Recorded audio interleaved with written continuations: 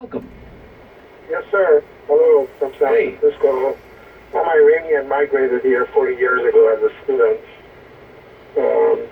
That's right before the mullahs arrived. I was going to say, so you came at the tail end of the Shah, beginning of the Ayatollah, when things were just beginning. There was a lot of unrest there, and they were starting to rock and roll there. Yes, sir. Yes, sir. Now, how did you get out? Did you see it coming?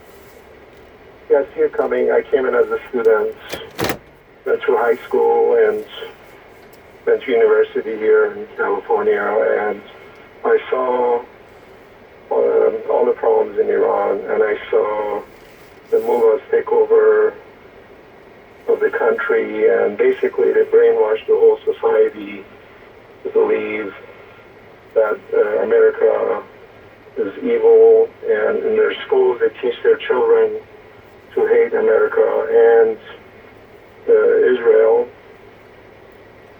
So at this point you have a very young population in Iran that believes we are infidel and they can kill us and they'll go to heaven. And then obviously all the open borders, you see all these people coming in with no visas, no nothing. Did your family get out, Carl? Or was it just you? It just was me, and later on they got out one by one. Now, what made you leave? Well, I mean, obviously seeking an education, but was the unrest obvious to everyone, or did people have blinders on? And also, I believe what you say about them brainwashing the population, but kind of like in Nazi Germany, not everybody agreed, but you had to at least stay silent about it and imply that you agreed, or else you're going to end up dead. That's right. Basically, they started protesting on the streets, bringing this Islamic garbage onto the streets. And then, of course, they used that category to brainwash people and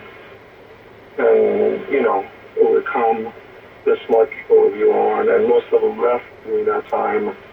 Anybody that had any money or any kind of power, they left Iran. They brought all their money outside of the country. And then we are left with a bunch of idiots running the country. And then... You were talking about the Ayatollah Khomeini, or you're talking about the military leaders, or both? All of them. They're basically the same group.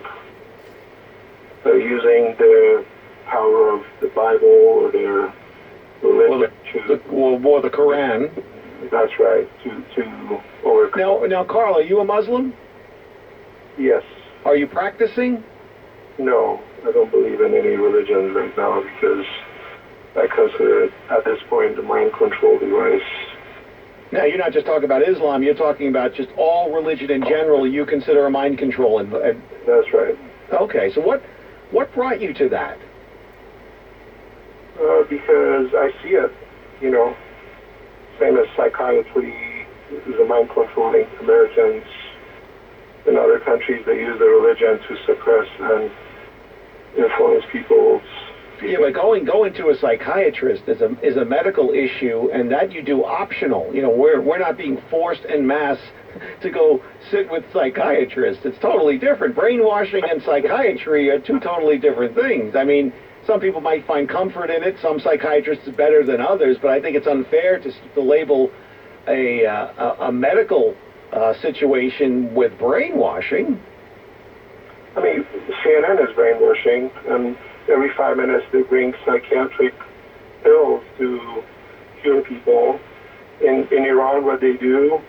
Wait, hold on, just back up a second. What do you mean? Okay, yeah, CNN is trying to brainwash the nation that Trump is evil and Trump is bad and Trump is corrupt, but where does psychiatry come in on that? Okay, well, then you have to go into history of what happened with the origination of psychiatry in the society. Look at World War II. They came from Hitler, Germany to the U.S. All right, Carl. All right, listen, so you say that the tactics that Trump is doing are right, but they won't work. Why? Because the American, basically Iranian people in there are very much under suppression of their religion. They cannot move, they cannot say anything. There'll be a big bloodbath, millions of people will die. they sacrificed millions of young people in a stupid war of Iran and Iraq historically because, For 8 years. yeah, because the fanatic religious leader Ayatollah Khomeini didn't like the Saudi. Right, that was 1980 through 1988. All right, so you don't think it's going to work unless a lot of millions of people die, and of course it's never the people who started are the ones, the theocracy would go into hiding. All right, Carl, thank you for your call. We do appreciate you sharing your personal experiences there. It's amazing that he was Muslim, now non-practicing. Let's go to line 5 in Florida. Joe, welcome to the